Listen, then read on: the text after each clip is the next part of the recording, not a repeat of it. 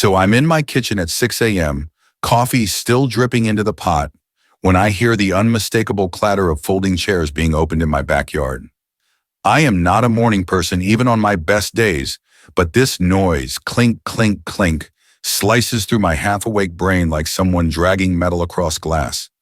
I shuffle over to the back window, mug in hand still empty, and what do I see? 3 people in matching polo shirts arranging white reception tables on my land. Not in the neighborhood park, not at some rented venue, but in my actual backyard. I yank on a pair of pants and stomp outside, still gripping my empty coffee cup like it might somehow help me make sense of whatever madness this is. "Excuse me," I call out. "What exactly are you doing?" The woman with the clipboard doesn't even bother to glance up. "We're setting up for the Collins wedding reception. We have authorization from the HOA board." I blink once, twice. "Ma'am, this is my house. What would you do if you woke up and found strangers planning a full event in your yard? Drop a comment and tell me what you do and where you're watching from. I want to see how many of you have had to deal with ridiculous HOA drama. Let me rewind a bit and explain how I ended up in this mess. My name's Mark. I'm 52, and about a year and a half ago, I bought what I believed was my dream home, a modest ranch house on 2 acres in Maple Crest Estates. I chose it specifically for the privacy and the room to build out my workshop. After a nasty divorce that left my bank account gutted, I pulled double shifts as an electrician for 3 straight years just to scrape together the down payment. The scent of sawdust drifting out of my garage workshop, the gentle tinkling of the wind chimes my late mother gave me. This place was supposed to be my refuge. Finally, a spot where nobody could tell me how to live. I was wildly mistaken about that last part. Enter Brenda Collins, 48, HOA president for 6 years running, and the human equivalent of a splinter you just can't quite remove.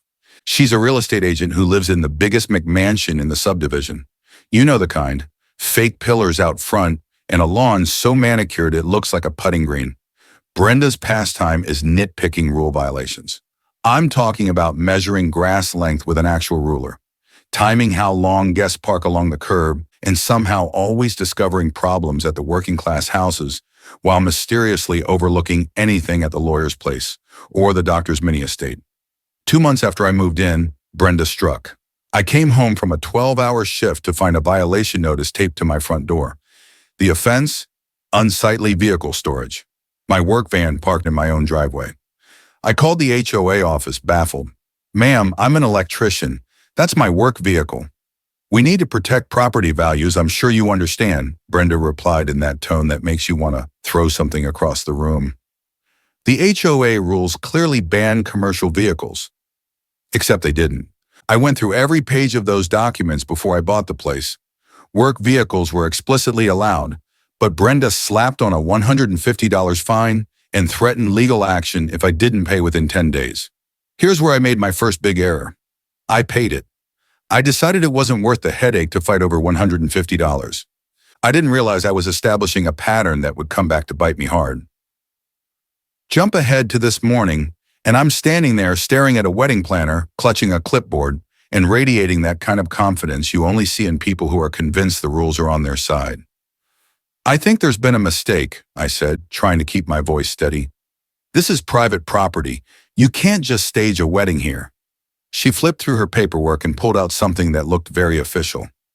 "I have the venue contract right here. HOA letterhead, signed by Brenda Collins, president. It says right here that the HOA has community use rights to your backyard for special events." My stomach dropped as I scanned the document. It was thick, full of dense legal phrases, and described my land like it was some sort of community center. According to this paperwork, I was apparently the proud owner of a designated recreational enhancement space subject to community access for approved social gatherings. "How many people are you expecting?" I asked, though I already had a bad feeling about the answer. 150 guests, she said brightly. Full bar service, live band, dancing until midnight. It's going to be gorgeous. The bride specifically chose this spot because of the mature oak trees. The mature oak trees. My mature oak trees. On my property, which I'd bought specifically for seclusion. As I watched more vendors roll in, a florist van, a catering truck, 2 guys hefting what looked like a dance floor, The scale of this nightmare started to hit me. This wasn't a casual get-together. This was a full-blown wedding reception, complete with a DJ already eyeing my outdoor outlets and asking about power for his sound equipment. The morning dew still clung to the white tablecloths they'd spread across tables I had never agreed to host. The crunch of gravel under vendor trucks filled the air as my quiet Saturday morning morphed into the opening scene of what felt like a home invasion movie. And somewhere in the back of my head, I could hear Brenda's voice. "We need to maintain property values. You understand?" Oh, I was starting to understand, all right. I pulled out my phone and called Brenda.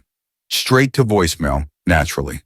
I tried the HOA office line and got her assistant, who confirmed the wedding like she was commenting on the weather. "Oh yes, the Collins reception is scheduled for today. Beautiful venue selection." "It's not a venue," I practically shouted. "It's my home." 20 minutes later, Brenda finally returned my call, and let me tell you, she came out swinging with legal jargon thick enough to trip over.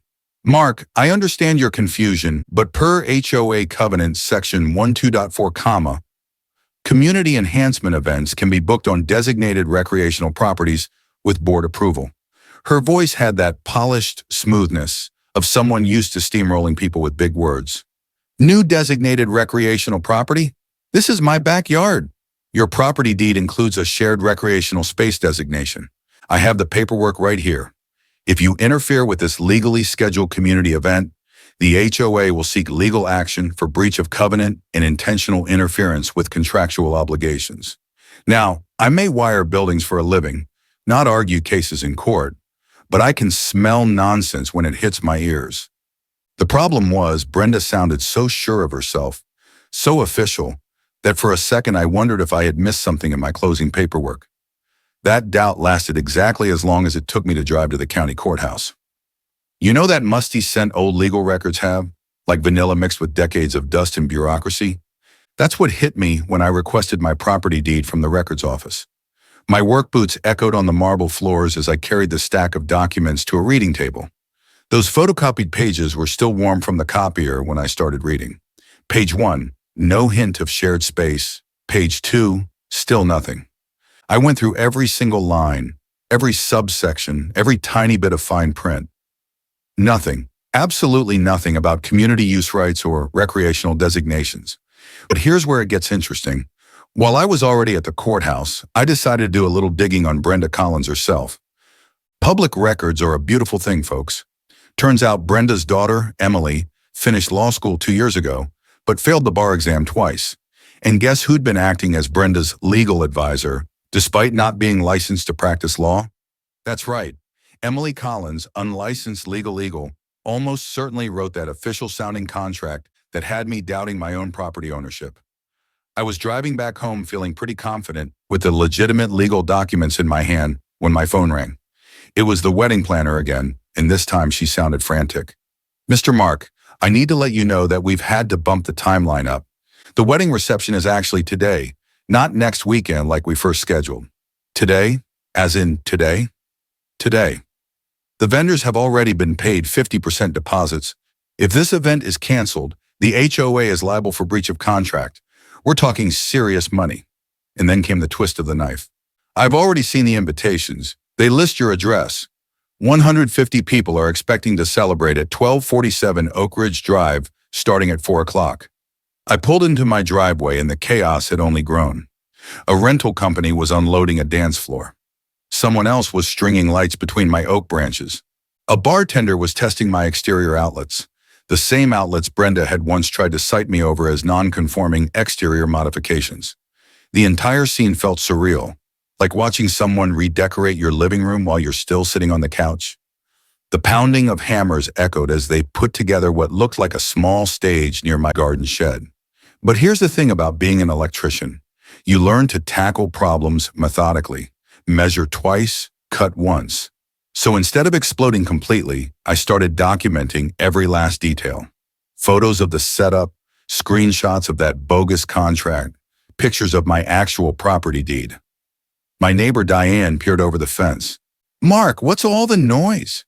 "Brenda Collins scheduled her daughter's wedding reception in my backyard without asking me." Diane's jaw dropped. "She can't do that. Apparently she thinks she can. Says the HOA has community use rights to my yard. That's insane. Wait, her daughter Emily? The one who couldn't pass the bar? Word travels fast in a small subdivision, doesn't it? As I watched the controlled chaos of wedding prep happening on my land, one thought kept looping through my mind.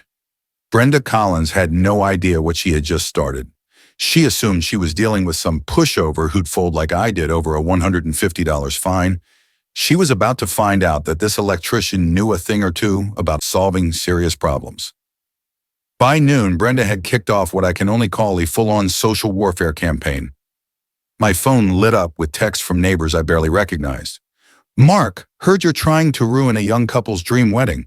That's pretty cold. Can't you just be a decent neighbor for one day? What's wrong with you? It's just a party." Then the passive-aggressive notes started showing up. Tucked under my windshield wipers, taped to my mailbox, even one slid under my front door. All different versions of the same message. I was a selfish monster wrecking true love. But the real masterstroke was when Emily Collins herself showed up at my front door around 2 p.m., still wearing her wedding dress from what I assumed were photos, mascara streaking down her cheeks. "Please, Mr. Mark," she sobbed. "This is my dream wedding. I've been planning this for 2 years. My whole family is flying in from 3 states away. Can't you just let us have one day? Just one day of happiness." Now, I'm not made of stone. Seeing a bride crying on what's supposed to be the happiest day of her life hits you right in the gut. For about half a minute, I almost gave in. Then I remembered that this bride's own mother had hijacked my backyard and was billing her daughter $8,000 for the privilege. "Emily, I'm sorry you're upset, but your mom scheduled this without my permission on my private property. This isn't legal, but the contracts are already signed. The vendors are already here. We'll be ruined if we cancel now." While Emily was pouring her heart out on my front steps, I could see Brenda standing across the street, arms folded, watching like a commander surveying a battlefield. She'd sent her daughter to run the emotional manipulation play for her. That's when I knew I was dealing with someone who didn't recognize any lines. After Emily left, still crying, which made me feel like absolute trash, I decided to dig deeper. And man, did I strike gold. First stop was the county offices to check on permits for large events. Turns out, if you want to host 150 people, you need special event permits, especially for amplified music and serving alcohol. Guess who never applied for a single permit? I made an anonymous call to the county fire marshal. "Hi, I'm worried about a big unpermitted gathering happening in a residential area today. About 150 people, full bar, live band." The fire marshal was very interested in that tip. But the real jackpot came when I started looking into Brenda's HOA management. HOA financial records are public in our state. All it took was a simple request. What I found chilled me. Brenda hadn't just pocketed my fine money. She'd charged Emily and her fiancé $8,000 for venue rental of my property. $8,000 that went straight into Brenda's personal account, not the HOA fund. Let me say that again. Brenda Collins was charging her own daughter to use someone else's property without the owner's consent. While I was still wrapping my head around that, my phone rang. It was the county fire marshal calling back. "Sir, I need to inform you that the property you mentioned can't legally host 150 people. The septic system isn't rated for that number, and the narrow street access violates fire codes for emergency vehicles. What happens if they try to go ahead anyway? We shut it down and issue citations. Could mean fines up to $5,000 per violation." About an hour later, our neighborhood Facebook group blew up, and I mean blew up. Brenda had posted this long, dramatic rant about how I was destroying a young couple's happiness out of spite, and how the community needed to come together to show Mark what being a real neighbor looks like. The comments were brutal, people calling me heartless, unstable, toxic. Someone suggested I should be forced to move. Another said I was exactly what's wrong with this country. But here's the thing about mob mentality. It only works when people don't have the full story. I left one short comment. "Brenda, can you explain why you're charging Emily $8,000 to use my property without my permission?" The group went dead quiet for about 10 minutes. Then the questions started rolling in. "Wait, she's charging her own daughter? How can the HOA rent someone's private yard? Did Mark actually agree to this? My neighbor Diane, bless her, chimed in. I just checked our HOA bylaws. There's nothing in there about renting out people's backyards. The tide started to turn, but Brenda wasn't done swinging. Not even close. Monday morning, I woke up to a certified letter in my mailbox. Not from Brenda this time, from Branford Cole Legal Group, attorneys at law. Fancy letterhead, intimidating language, and a crystal clear message. Shut up or get steamrolled. Dear Mr. Mark Rivers, it began, you are hereby notified that your intentional interference with contractual obligations between Collins Wedding Services and its vendors constitutes tortious interference and may result in damages exceeding $50,000. They were claiming I'd be responsible for all vendor deposits, cancellation fees, and something called reputational damages if the wedding was called off. The letter ordered me to allow community access to designated shared spaces or face immediate legal action. I'll admit it, reading that over my morning coffee sent a chill through me. 50 grand is more than I bring home in a year after taxes. But here's the perk of having gone through a messy divorce with a sharp attorney at your side. You learn to sniff out legal scare tactics fast. I called Alex Porter, the lawyer who'd handled my divorce, and read the letter to him over the phone. Alex actually laughed. Mark, this is pure intimidation. Half of what they're claiming isn't even viable. You can't have tortious interference when there wasn't a valid contract involving your property to begin with. But they sound so official. That's the whole point. They're hoping you'll panic and fold. Here's the first thing you need to understand about real estate law. Your deed outranks HOA rules every single time. That's basic property law. Alex walked me through something called adverse possession and prescriptive easements. Basically, the only way an HOA could claim any rights over my land would be if they'd been using it openly for years and I'd never objected. Since I'd only owned the place for 18 months, and this was the first time anyone had tried to use my yard, Brenda's claim was worth exactly nothing. But then Alex dropped a bomb that changed the whole game. Mark, I did some digging into Brenda Collins after your call. Did you know her real estate license is up for review next month? What does that mean? Real estate agents have to report any legal trouble, including lawsuits or ethics issues. If she's involved in fraud or misrepresentation, she could lose her license. And from what you've told me, charging people to use property she doesn't own sounds a lot like fraud. That's when I realized Brenda wasn't just snatching my backyard. She was flirting with destroying her own career. And Alex wasn't finished. There's more. I pulled her property records. She's got an unpermitted deck addition that's been flagged by the county for 2 years. Never got the right permits. It's a code violation. Want to guess what happens to HOA presidents with unresolved code violations while they're writing up other people for tiny infractions? Now I had what you might call nuclear options, but something about it all nagged at me. It felt too neat, too convenient. Brenda had been HOA president for 6 years. You don't stay in that position that long by being completely careless. So I asked Alex to take a deeper look at the HOA finances, and what we found made the fake venue rental seem like pocket change. Brenda had been siphoning HOA money for at least 2 years, those special assessments for neighborhood upgrades that never materialized. The fines funneled into her personal account instead of the HOA budget. The padded maintenance contracts with companies that turned out to be tied to her brother-in-law. We were looking at $47,000 in missing funds. Suddenly, the frantic wedding scheme made sense. Brenda needed that $8,000 from Emily to patch the hole before the HOA's annual financial review. She was robbing her own daughter to cover up the fact that she'd been robbing the whole neighborhood. Tuesday evening, Brenda called me directly for the first time since things blew up. Mark, I think we got off on the wrong foot. What if I offered you something for the inconvenience? Say, $2,000 cash? Or what? Or we just forget this entire misunderstanding, and you maybe think about relocating somewhere that better suits your lifestyle. When I didn't jump at it, her tone hardened. Because, I'll tell you, Mark, battling an HOA is costly. Legal bills add up. Sometimes it's smarter to take the easy way. That phone call told me everything I needed to know. Brenda Collins wasn't just crooked, she was cornered. And frantic people make sloppy choices. The wedding was now 4 days out. Vendors were locked in, guests had booked flights, and Brenda's whole delicate structure was starting to shake. Time to give it a solid shove. Wednesday morning, Alex called with news that made my coffee taste like sweet victory. "Mark, sit down for this. I've been going through the HOA records with a forensic accountant, and what we've uncovered is, frankly, criminal. Here's what Brenda had been up to for the last 2 years. Every time the HOA collected money for community projects, she routed it into a separate account only she controlled. New playground equipment for the park, never installed, but the HOA paid $12,000 for it. Streetlight repairs, billed but never completed. Another $8,000 gone.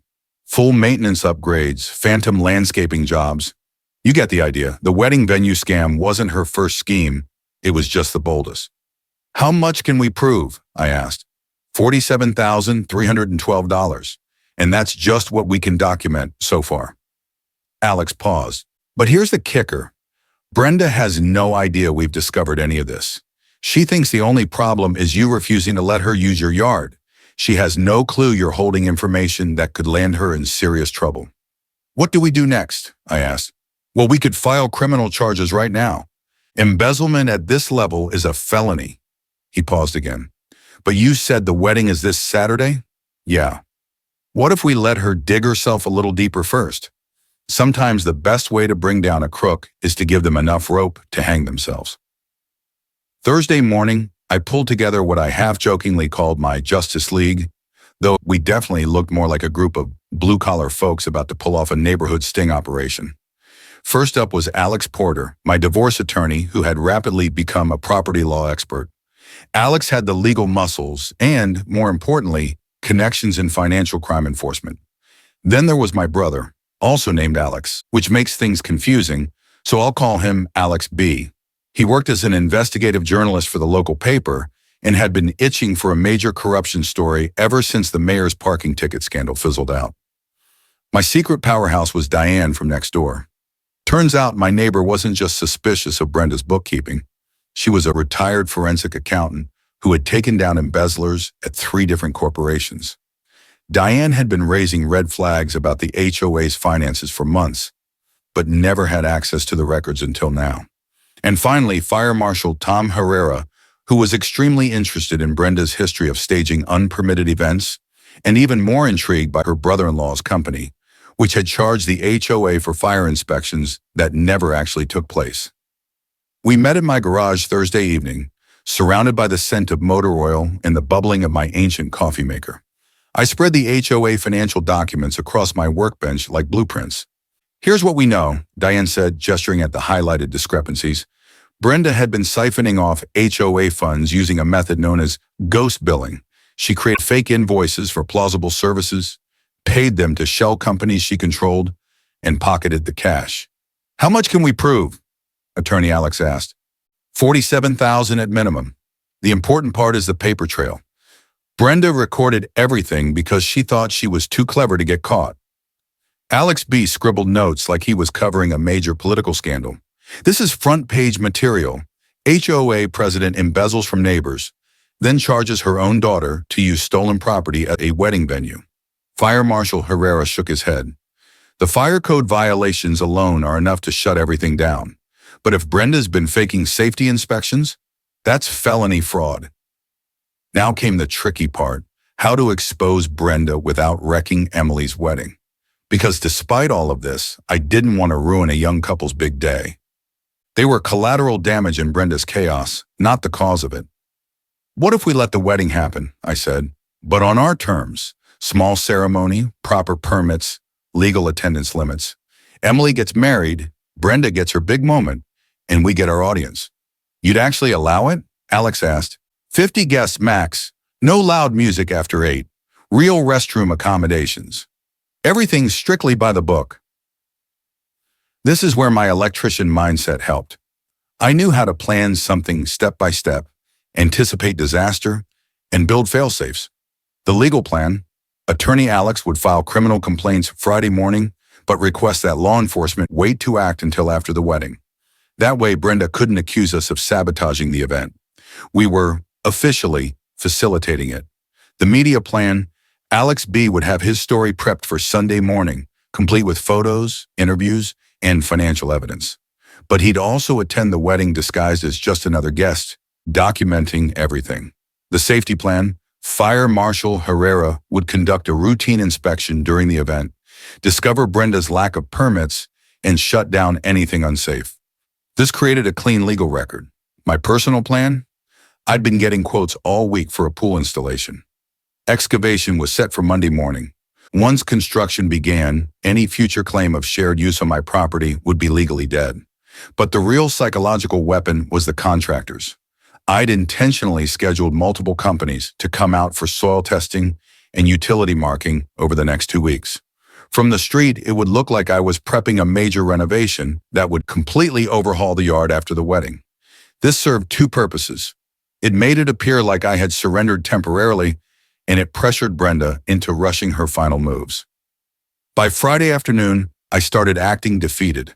When Brenda called to check in, I sighed dramatically and said, "Look, Brenda, I can't fight City Hall. Let's just get this weekend over with." "I'm glad you're being reasonable, Mark. This is what community spirit looks like." "Yeah, well, I want compensation for all the trouble. And afterward, I'm making significant changes to my property." "What kind of changes?" "The kind that make it crystal clear this is private land. Very, very clear." I could practically hear Brenda smiling smugly through the phone. She thought I was beaten. She thought I was just another neighbor who had learned not to challenge the mighty HOA president. Saturday morning was going to educate her real fast. Friday morning, I woke to pounding on my door at 6:30 a.m. 2 police officers stood on my doorstep. My stomach dropped. "Mr. Rivers, we need to ask you some questions regarding a harassment complaint." Brenda had reported me for harassment, claims of threatening calls, property damage, stalking. According to her statement, I'd been driving past her house repeatedly, taking photos of her property and calling to threaten her with ruining her life. The officers were courteous but clearly taking it seriously. "Sir, she states you've been circling her block, photographing her home, and making threatening remarks about destroying her reputation." I almost laughed. Driving past her house? I live 3 streets over. Her home was literally on my route to the hardware store. The photos? I'd snapped pictures of her unpermitted deck for my attorney. The threatening calls? Every conversation was about the wedding setup. "Officers," I said, "I think she misunderstood. She's trying to use my yard for a wedding without consent, and I've been documenting everything for legal reasons." They took my statement, reviewed my evidence, and quickly realized the complaint didn't hold water. But Brenda had still managed to drag officers to my house at dawn. She was trying to get me arrested before the wedding. That afternoon, she escalated again, this time with bribery. She showed up at my door holding an envelope stuffed with cash. "Mark, I think we both know this situation has spiraled. Why don't you accept this as compensation? Pack up and find a neighborhood more suited to your lifestyle." The mix of the sharp scent of her perfume and the fresh bills made the whole moment feel bizarre. "What exactly are you offering me money for, Brenda?" "To move. This community really isn't the right fit for someone in your circumstances. I have contacts in real estate. I could help you find something more affordable." When I didn't immediately take the envelope, her voice snapped like a trap. "Let me be clear. If you continue interfering with this wedding, I will make your life miserable. I'll file code complaints weekly. I'll challenge your right to park that work van. I'll make living here so expensive you'll beg to leave." I stared at her, really stared. This woman was threatening me on my own porch with a wad of cash in her hand. And the best part? My security cameras caught every second. By evening, rumors started to crumble. Diane began asking around. "Brenda says Mark threatened her with explosives. Does that sound like the guy who fixed my sink for free?"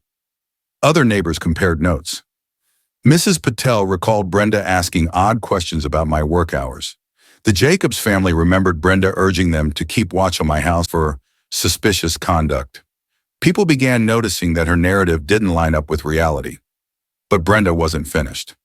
Late Friday night, with less than 24 hours before the wedding, she made one last insane move, a stunt meant to frame me for a crime I hadn't committed. Saturday morning, 5:47 a.m. Sirens jolted me awake. Blue and red lights flashed against my bedroom walls, and for a split second I thought someone had finally called the fire department about the chaos in my yard. Then came the pounding on my front door. Serious, unmistakable, police-style knocking. "Mr. Rivers, we need you to step outside with your hands visible." This time, Brenda wasn't accusing me of harassment. No, she'd taken it a level higher. She was claiming I'd vandalized her car overnight. Photos on the officer's phone showed deep scratches down both sides, shattered mirrors, and a note on her windshield reading, "Cancel the wedding or else," written in block letters that could have belonged to anyone. Brenda swore she'd seen me near her driveway around midnight. "Sir, do you have an alibi for 11 p.m. to 2 a.m. last night?" I had been asleep, alone, which isn't exactly the world's strongest defense. But Brenda had made one mistake. She forgot I'm an electrician who keeps careful records of everything. My work van had a GPS tracker installed by my company, 24/7's precise to the minute, and my home security cameras didn't just monitor my yard, they caught the street in both directions. "Officer," I said, "I can prove I didn't leave my house last night. My van's GPS logs will show it didn't move an inch, and my cameras record activity outside." We pulled up the GPS logs right there. My van hadn't budged, not a single blip of movement. Then we reviewed my security footage, and at 12:17 a.m., the cameras caught something infuriating and hilarious. Brenda Collins herself walking down the street, carrying a small tool bag, glancing toward my house, heading straight toward her own car. She had vandalized her own vehicle. She had staged the entire thing, and she had tried to frame me for it. The detective who arrived later was not amused. Insurance fraud is a felony. Filing a false police report can land you in jail for months. And Brenda had just done both. But wait, it got better. The detective kept reviewing more footage, and we discovered Brenda had been sneaking onto my property repeatedly, trying to unplug my outdoor outlets, shifting my patio furniture for better venue flow, even attempting to install a temporary gate in my fence. All caught on camera. When the detective called Brenda to ask for clarification, his tone was icy. "Ma'am, we need you to come into the station for follow-up questions regarding this incident." By 8 a.m., word spread like wildfire. Brenda Collins was being investigated for filing false reports. The wedding setup crew was supposed to arrive by 10 o'clock. The mother of the bride was potentially going to jail. Emily called me again crying, but this time it was different. Broken, humiliated. "Mr. Mark, I didn't know any of this. I swear I thought my mom got permission from you. I'm so sorry. We'll cancel the whole thing. I can't let my wedding happen like this." And that was the moment I realized. Emily had been used too, lied to, manipulated, and charged thousands of dollars for something her mother didn't own. "Emily," I said softly, "wait, don't cancel yet." I immediately called attorney Alex and asked if we could salvage the day for the innocent parties. "Can we legally downsize this wedding? Let the couple get married without rewarding Brenda's behavior?" Alex said, "Absolutely. We do everything by the book, proper permits, proper capacity. And one condition, Brenda cannot set foot on your property." Emily agreed instantly. "She's not welcome. Not today." And the irony? Glorious. Brenda had spent 2 weeks fighting tooth and nail to take over my yard for her daughter's big day, and now she was banned from attending the wedding she'd hijacked. But Brenda wasn't done. Even as the investigation swirled, she made one final desperate attempt to seize control, and this one would blow up in front of 150 people. Saturday afternoon, 3:30 p.m. The scaled-down wedding was beautiful. 50 guests, string quartet, soft music drifting under my oak trees. Emily and her fiancé looked peaceful, something I hadn't seen on their faces yet. But Brenda was nowhere in sight. Until 4:15 p.m. That's when she stormed into my backyard like a hurricane, flanked by 3 people in matching polo shirts and clipboards. The shirts read, "County Community Standards Enforcement." "Excuse me," Brenda shouted, cutting through the wedding chatter. "I need everyone's attention." The string quartet froze. Conversations died. Emily went pale. "There has been a terrible misunderstanding," Brenda announced loudly. "This man has been harassing my family and filing false complaints to sabotage my daughter's wedding. I have brought officials to resolve this matter immediately." One of the clipboard carriers stepped forward. Sir, we're with County Code Enforcement. We've received reports of unpermitted structures and unsafe electrical systems on this property. That's when it hit me. Brenda's final gambit. Shut down the wedding in front of everyone. Blame me, regain control. She wanted a spectacle. What she didn't expect was that we had prepared for this exact moment. Officers, I said calmly, I'd be happy to show you around. But first, there are a few others who wanted to attend today. From behind my garden shed stepped Fire Marshal Herrera, badge visible. Ma'am, I've been here for 2 hours. Everything is fully permitted and compliant. Brenda blinked in confusion. That's impossible. This property has multiple violations. From the crowd, a voice cut in. Actually, the only violations we've found are in your finances. Detective Lisa Vargas, who had been blending in with the guests, stepped forward. Badge out. Brenda Collins, you're under arrest for embezzlement, insurance fraud, and filing false police reports. Silence swept through the backyard. The oak leaves rustled. A fork clinked softly against a plate, then murmurs, shock, whispers. Guests realizing they weren't witnessing a neighborhood feud. They were witnessing the unraveling of a con artist. But Brenda wasn't backing down yet. Even as the detective approached her with handcuffs, she threw a final tantrum. This is a setup. He's destroying my life because I tried to give my daughter a beautiful wedding. He's vindictive. He's unstable. I walked to the string quartet's microphone and gently tapped it. Folks, here's what actually happened. And I laid it out. Every fact, every receipt, every fraudulent invoice, every missing HOA dollar, how Brenda charged her own daughter $8,000 to use my yard, how she tried to frame me, how she faked authority, faked documents, faked everything. Alex B. snapped photos. Guests gasped. Someone yelled, I paid for those streetlights. Another shouted, our playground fund. When Detective Vargas clicked those handcuffs, it was like the final chord of a symphony, the sweetest sound I'd heard in months. Brenda's face drained completely as she was walked past the wedding guests who now knew the truth. But here's the best part. The neighbors didn't let the day fall apart. They rallied around Emily and her new husband. The vendors adjusted. The music shifted back on. People hugged Emily, reassured her, helped her turn the disaster into something meaningful. Fire Marshal Herrera made a short announcement. Everything is safe. This celebration is permitted until 8 p.m.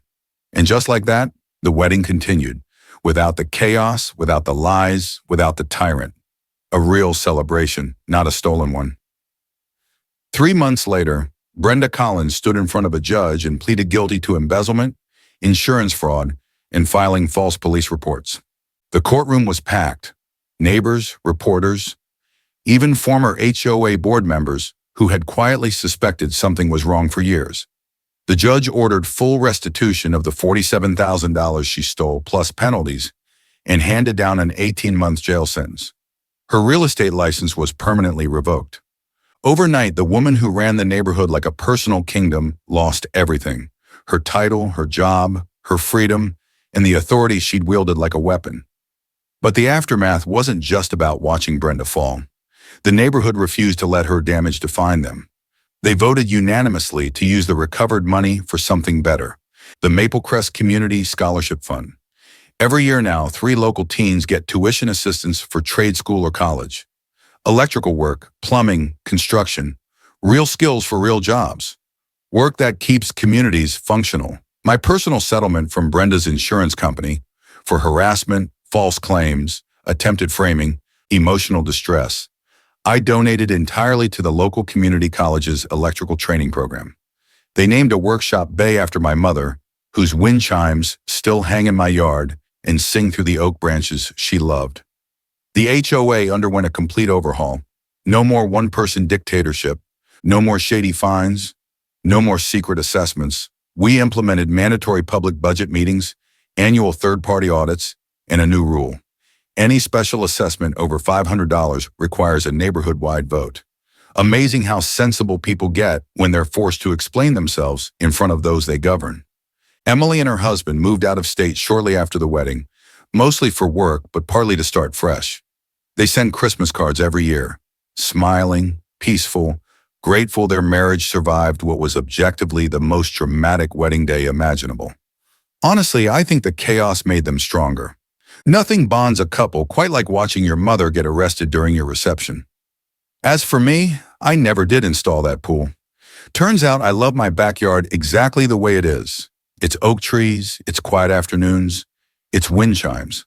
But I did build out a small workshop area where anyone in the neighborhood can borrow tools or get help with home projects. Diane, yes, Diane from next door, who helped uncover the financial mess. And I started dating about a month after the wedding fiasco. Turns out shared battles against neighborhood corruption make surprisingly good first date conversation. She teaches me the basics of forensic accounting, and I teach her electrical work. It's a fair trade. Together we become the unofficial problem solvers of Maple Crest. People drop by when they need help understanding contractor estimates, deciphering suspicious HOA letters, or checking whether some new fee is legitimate or smoke and mirrors. We've already prevented 3 families from falling victim to scams. And it didn't stop there. Last month, a homeowner from Arizona reached out. Same story. Crooked HOA president, mysterious maintenance fees, elderly neighbors being bullied into paying bogus fines. The viral article Alex B. published had traveled far. Folks around the country were picking up on patterns we'd exposed: abusive HOA boards, financial secrecy, fear tactics. We helped the Arizona group organize, track every questionable expense, and contact the right authorities. Turns out Brenda wasn't rare. She was one of many small-time tyrants counting on silence and intimidation. What I learned through all of this is simple. Bullies thrive when people stay quiet, whether it's a boss, a neighbor with too much time, a family member wielding guilt, or an HOA president with a power complex. They survive off your reluctance to fight back. But when you gather evidence, stay calm, and use the law the way it's meant to be used, they crumble. Every time. Here are the 3 things that saved my hide. Document absolutely everything. Videos, photos, timestamps. Understand your property rights. Your deed outranks HOA nonsense every day of the week. And remember, in many states, HOA financial records are public documents. Your phone camera is your best legal tool. Now, every August, we host the Maple Crest Skills Fair in my backyard, the same backyard Brenda tried to commandeer. Neighbors share practical skills: basic wiring, plumbing fixes, vegetable gardening, small engine repair. Teens help seniors. Retirees mentor kids. People learn real abilities, and the community feels tighter than it ever did under Brenda's rule.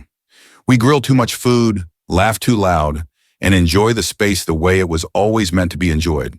No contracts, no schemes, no power trips. The wind chimes still sway in the breeze above it all. Sometimes when I'm in the workshop fixing something or helping a neighbor rebuild a tool, I hear kids laughing as they learn to use equipment safely.